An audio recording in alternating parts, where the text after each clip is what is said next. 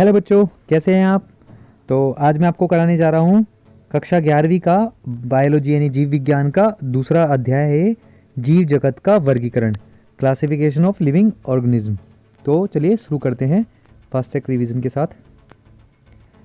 तो जो जीवधारी हैं, जीव जो लिविंग थिंग है, उनकी आकारिकी, जो उनका आकार है और उनका जो विकासीय संबंध है, डेवलपमेंट जो रिलेशन है, उसके आधार पर पदानुक्रम एक के बाद एक जो पद है उसकी श्रेणियों में वैज्ञानिक जो है उस रूप में व्यवस्थित करने का जो क्रम होता है उसको वैज्ञान जो क्या कहते हैं वर्गीकरण या क्लासिफिकेशन कहलाता है। अरस्तु जो है वो प्राणी विज्ञान का जनक है, फादर ऑफ जूलॉजी है। और अरस्तु ने जंतुओं को रंग, रुधिर का जो ब्लड का जो रंग होता है उसके आधार पर निम्न प्रकार के से वर्गीकृत किया है या अलग अलग किया है। तो जो जंतुओं का जो महासमूह होता है उसमें एक है इनायमा और एनायमा। इनायमा मीन्स रुधिर जो उनके लाल है, और एनायमा मतलब जो रुधिर है वो लाल नहीं है, लाल रुधिर विहीन है। तो उसके बाद जो रुधिर वाले जो जो ग्रुप है उसका जो वर्ग है उसमें दो प्रकार के ग्रुप है, जो एक जरायुज है और एक अंडयुज है, मतलब बच्चे देने वाले और अंडा देने वाले जो जीव होते हैं। आगे है अन्य वैज्ञानिक, जो लिनियस है, बेंथम हुकर है, स्टोरर है, यूसिंजर है आदि अनेक वैज्ञानिकों का वर्गीकरण में बहुत बड़ा योगदान है, बहुत योगदान है। पंच जगत वर्गीकरण, 5 किंगडम क्लासिफिकेशन, इंग्लिश में इसको किंगडम बोला जाता है, KINGDOM। तो RH जो वाइटेकर है, RH वाइटेकर जो है, उन्होंने जीवधारियों को कोशिका तथा शरीर की जो संरचना है, उनका जो पोषण है और जाति वृत्तीय जो संबंध है उसके आधार पर निम्न 5 जगत में विभाजित किया है। तो जो पहला है वो मोनेरा है, दूसरा प्रोटिस्टा, तीसरा फंजाई, चौथा है प्लांटी यानी पादप, और पांचवा है एनिमिलिया यानी जंतु। तो शुरू करते हैं पहले मोनेरा के साथ। तो मोनेरा जगत जो है, मोनेरा जो किंगडम है वो अलग क्यों है। तो इन जीवधारियों में जो एक कोशिकीय या यूनिसेलुलर जो जीव है ये एक कोशिकीय होते हैं, प्रोकैरियोटिक होते हैं क्योंकि इनका जो केंद्रक होता है वास्तविक नहीं होता। और इस जगत के अधिकांश यानी ज़्यादातर जो जीवधारी होते हैं वो सूक्ष्मदर्शी होते हैं, यानी माइक्रोस्कोप से देखे जा सकते हैं। असीम केंद्रीय जो कोशिका युक्त होते हैं और अत्यंत बहुत सरल होते हैं इनका जो डिज़ाइन होता है। उदाहरण के लिए जितने भी जीवाणु हैं, साइनोबैक्टीरिया हैं, नील हरित जो शैवाल हैं, आर्की बैक्टीरिया जो है, माइक्रोप्लाज्म एवं कुछ एक्टिनोमाइसीटीज जो हैं वो इसी के अंदर आते हैं। तो इसका पहला जो है जीवाणु है मोनेरा का।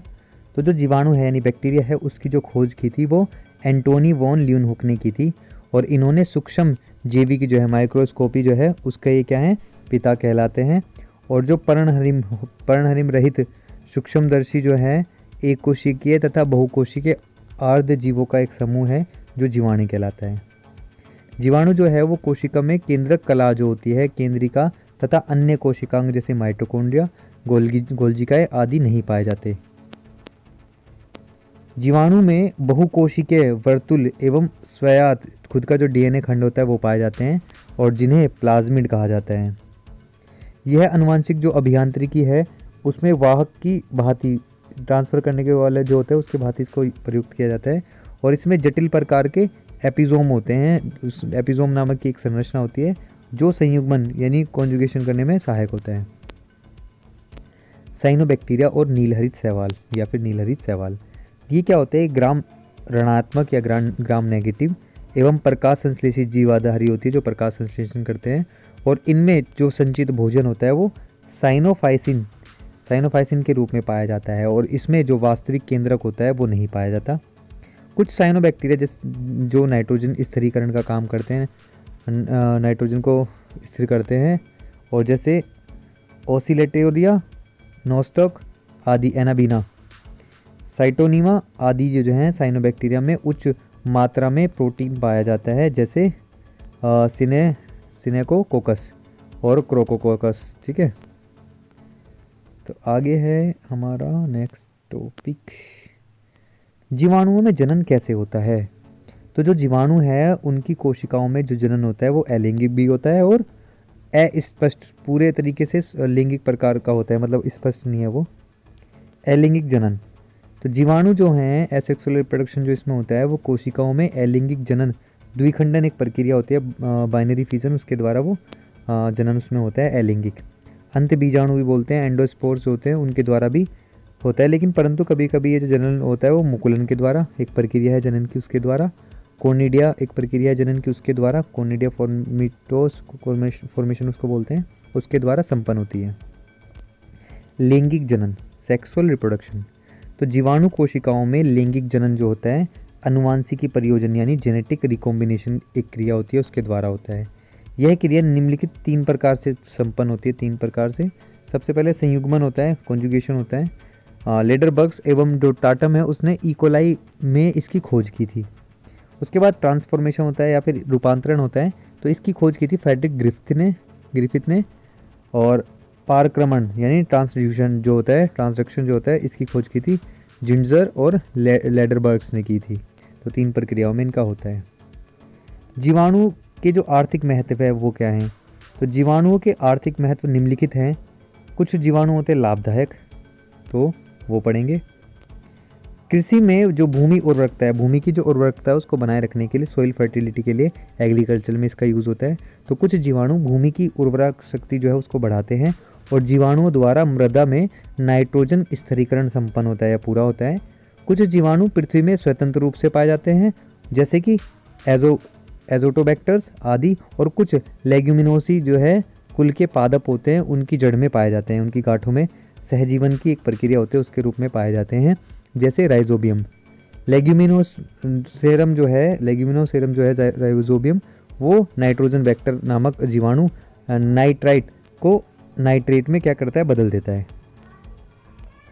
दूसरा है डेयरी उत्पादों में। इन डेयरी प्रोडक्ट्स दूध में स्ट्रेप्टोकोकस जो लैक्टिस है वो, और लैक्टोबैसिलस जो लैक्टिस है, ये नामक 2 जीवाणु पाए जाते हैं। और ये जीवाणु दूध में पाए जाने वाले जो लैक्टोज शर्करा होती है उसका किण्वन करके उसको लैक्टिक अम्ल में बदल देते हैं, जिसके कारण जो दूध है वो खट्टा हो जाता है और दही का वो निर्माण करता है। औद्योगिकी महत्व, इंडस्ट्रियल वैल्यू। जीवाणु को उपयोग सिरका बनाने में, अल्कोहल बनाने में, एसीटोन नामक निर्माण में, तंबाकू एवं चावल उद्योग में इसका उपयोग किया जाता है। औषधि निर्माण में, इन मेडिसिन प्रोडक्शन। तो जीवाणु हैं उनका उपयोग औषधि निर्माण में भी किया जाता है। हानिकारक जीवाणु, मनुष्य में रोग, ह्यूमन डिसीज। जीवाणु जो है मनुष्य में अनेक रोग जैसे निमोनिया, टाइफाइड, हैजा, तपेदिक और पेचिस उत्पन्न करते हैं। उदाहरण के लिए माइकोबैक्टीरियम लेप्रेसी नामक जीवाणु जो है वो मनुष्य में कुष्ठ रोग, कुष्ठ मतलब होता है लेप्रोसी, उत्पन्न करते हैं, जिसकी वजह से क्या होता है, पोषण नहीं मिल पाता।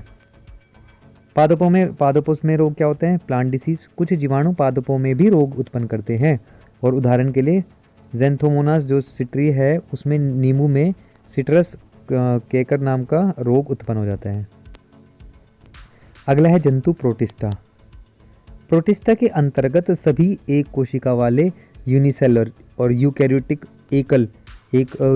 एकल एवं जलीय सूक्ष्मजीव आते हैं। उदाहरण के लिए यूग्लिना, डायएटम्स, डाइनोफ्लैजिलेट्स और सार्कोडाइन आदि। युग्निला जो है वो पादप और जंतु के बीच की एक संयोजी कड़ी है, मतलब ना वो पादप है ना वो जंतु। प्रोटिस्टा जगत में उपस्थित जो जंतु जीवों हैं उनको 3 प्रमुख समूहों में बांटा गया है। एक तो प्रकाश संश्लेषी प्रोटिस्ट, इनके अंतर्गत जो प्रोटिस्टन होते हैं वो शैवालों में एल्गी को रखा गया है, मतलब शैवालों में रखा गया है। उपभोक्ता अपघटक प्रोटिस्ट, तो इसके अंतर्गत जो है स्लाइम मोल्ड्स जो हैं वो आते हैं।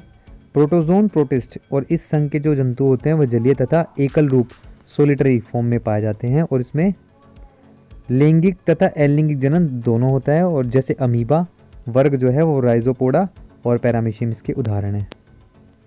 अगला है जगत फंजाई। ये एक कोशिकीय, बहुकोशिकीय एवं विषम पोषी जीव होते हैं, या तो एक कोशिका वाले भी हो सकते हैं, बहुकोशिका वाले भी हो सकते हैं, और विषम पोषी होते हैं, दूसरों पर पोषण करते हैं, निर्भर होते हैं। और इनकी जो कोशिका होती है वो काइटिन नामक का द्वारा निर्मित होती है। उदाहरण के लिए एग्रिकस, क्लेवेरिया और पेनिसिलियम जो है ये इसके उदाहरण हैं। कवक के आर्थिक महत्व क्या है? कवक के आर्थिक महत्व निम्नलिखित हैं। लाभदायक कवक, खाने के रूप में जैसे एग्रेकिस और मार्केला जो है मोरकेला आदि। यीस्ट जो है उसका उपयोग पनीर बनाने में, डबल रोटी बनाने में, अल्कोहल युक्त जो पेय पदार्थ होते हैं उनके निर्माण में किया जाता है। पेनिसिलियम जो है वो कवक से पेनिसिलिन नामक एक औषधि या दवाई बनाई जाती है एवं पनीर प्राप्त किया जाता है। यीस्ट सैकरोमाइसीज जो है, सेवेरसी जो है उसके द्वारा राइबोफ्लेविन विटामिन प्राप्त होता है और कवक जिब्रेला फ्यूजिक्रोइल के पादप जो है वो हार्मोन जिब्रेलिन प्राप्त होता है। हानिकारक कवक। कवक द्वारा उत्पन्न पादप रोगों से फसलों में भारी नुकसान होता है, जैसे आलू एवं पूर्व झुलसा अर्ली ब्लाइट जो है वो एक रोग होता है।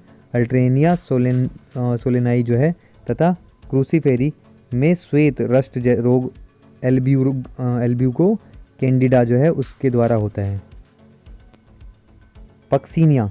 पक्सीनिया जो है वो गेहूं में कीट गेरुए रोग और ओस्टिलेगा न्यूडा शल्यकंठ रोग एवं फाइटोप्थेरा इन्फेक्टेंस जो है आलू में अंगमारी रोग उत्पन्न करता है। नोट: पश्चिम बंगाल में सन 1943 में अकाल का एक कारण था हेलमेंथोस्पोरियम ओराइजी नाम था, जिसके कारण जो धान है उसकी पूरी फसल नष्ट हो गई थी। कवक द्वारा जो मानव में अनेक चर्म रोग उत्पन्न हो जाते हैं। त्वचा पर अनेक प्रकार के धब्बे, जिसको दाद बोलते हैं, खुजली आदि हो सकती है या हो जाते हैं।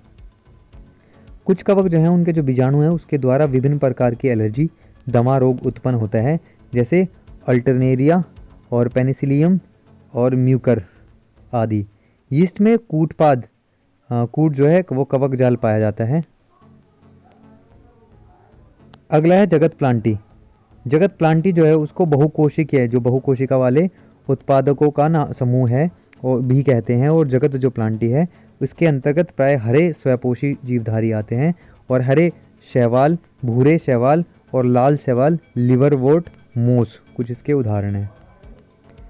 आगे है मोस, फर्न, अनावर्त बीजी जो है वो जिम्नोस्पर्म और आवर्त बीजी जो है एंजियोस्पर्म पादपों में उसको इसमें रखा गया है। जगत एनिमिलिया, इसे बहुकोशीय उपभोक्ता का एक समूह भी कहते हैं और इस जगत में विषमपोषी जीव जैसे स्पंज, कोरल, कृमि, कीट, घोंगे, इकाइनोडर्मस, मछलियाँ, सरीसृप और पक्षी तथा स्तनधारी जंतु इसमें पाए जाते हैं।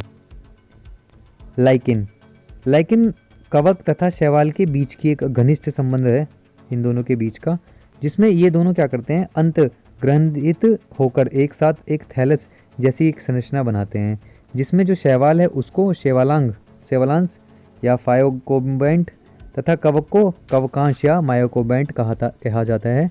और जो शैवाल होते हैं कार्बन डाइऑक्साइड तथा जल से कार्बनिक भोजन बनाकर कवक को देते हैं, और जबकि कवक जो होता है शैवाल का रक्षात्मक आवरण बनाता है और लाइकेन को अधोस्तर से लगाए रखता है। और ये चट्टानों, वृक्षों की छाल, मृत काष्ठ जो पत्तियां होती हैं, वृक्षों की जो शाखाएं हैं आदि पर ये पाए जाते हैं। लाइकेन के उपयोग: इन्हें खाद्य पदार्थों के तौर पर इस्तेमाल किया जाता है, जैसे रेनडियर मोस। इसका उपयोग लिटमस या लेकानोरा बनाने में तथा वायु प्रदूषण का SO2 जो है उसमें संवेदनशील के रूप में किया जाता है। कुछ लाइकेन जो होते हैं उनका उपयोग प्रतिजैविक और एंटीबायोटिक तथा अल्कोहल बनाने में भी किया जाता है। कुछ लाइकेन जो हैं जैसे लोबीरिया, एवनिया और रेमाइलाना, इसमें इत्र भी बनाया जाता है, यानी सेंट बनाया जाता है। आगे है विषाणु। विषाणु जो है, वायरस जो है, वे सूक्ष्मदर्शी माइक्रोस्कोपिक अकोशिकीय नॉन सेलुलर संक्रमित कण होते हैं, जिनमें प्रोटीन के आच्छादन से युक्त जीनोम के रूप में न्यूक्लिक अम्ल पाया जाता है, जो DNA तथा RNA में से एक होता है। पोषक जो होता है, होस्ट जिसके अंदर वो रहते हैं, उसकी कोशिका से बाहर पूर्ण संक्रमण विषाणु जो होते हैं, कण विरियन जिसको कहा जाता है, ये क्या करते हैं, ये जीवित कोशिका के भीतर जनन की क्रिया दर्शाते हैं एवं जो पोषद कोशिका है, होस्ट जो है, उसकी जीव संश्लेषी जो मशीनरी है उसी का उपयोग करके अनेक विषाणु का निर्माण करते हैं। और रूस में जो वैज्ञानिक थे दिमित्री इवानोविस्की ने 1892 में तंबाकू जो मोज़ेक रोग है उसमें ग्रसित जो तंबाकू है उसकी पत्तियों में विषाणु की खोज की। रिट्रोवायरस ऐसा आरएनए वायरस विषाणु होते हैं जो पोषक में स्वयं द्वारा निर्मित जो डीएनए होता है उस सूत्र के प्रति पहुंचाते हैं। और इसमें जो एक सूत्री आरएनए होता है अणु तथा रिवर्स ट्रांसक्रिप्शन एक प्रक्रिया होता है, एंजाइम होता है, उदाहरण के लिए एचआईवी। वायरोइड्स क्या होते हैं? टीओ डाइनर जो हैं, टीओ डाइनर 1971 में सबसे पहले उन्होंने बताया कि जो आलू होता है उसके एक रोग में इसके कंद जो होते हैं, ट्यूबर जो होते हैं वो टूट जाते हैं और यह रोग विषाणुओं से भी छोटे सरलतम कणों द्वारा होता है। इन्हें वायरोइड्स कहा जाता है। वायरोइड जो होते हैं वो केवल एक छोटे से आरएनए जीनोम के द्वारा संगठित कण होता है और इन पर कोई अन्य संरचना भी नहीं पाई जाती। प्रियॉन्स जो हैं वो केवल प्रोटीन से निर्मित ऐसे कण होते हैं जो संक्रमण फैलाने में सक्षम होते हैं और प्रियॉन्स कहलाते हैं। और इनमें जो गुणन होता है और संक्रमण होता है दोनों की ही क्षमता होती है। तो ये चैप्टर कंप्लीट। अगर किसी को कोई चीज़ ना समझ में आए तो प्लीज़ कमेंट करें, और अगर ये वीडियो आपको अच्छी लगी तो प्लीज़ लाइक करें, शेयर करें, सब्सक्राइब करें और वेट करें मेरी नेक्स्ट वीडियो का जो बहुत जल्दी आने वाली है। तब तक के लिए बाय, धन्यवाद।